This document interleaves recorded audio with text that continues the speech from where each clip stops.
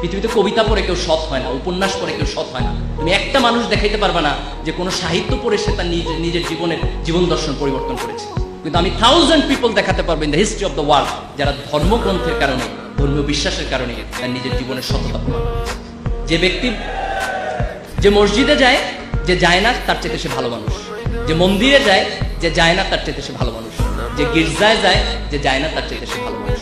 পৃথিবীর কোনো ধর্ম মানুষকে অন্যায় শেখায় না, পৃথিবীর কোনো ধর্ম মানুষকে মিথ্যা কথা শেখায় না, পৃথিবীর কোনো ধর্ম মানুষকে নগ্নতা শেখায় না, পৃথিবীর কোনো ধর্ম মানুষকে অশ্লীলতা শেখায় না।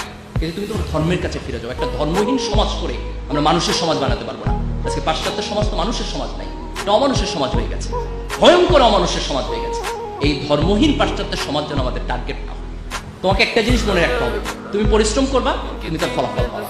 তুমি ফাঁকিবাজি করবা, তারও ফলাফল তুমি পাবা।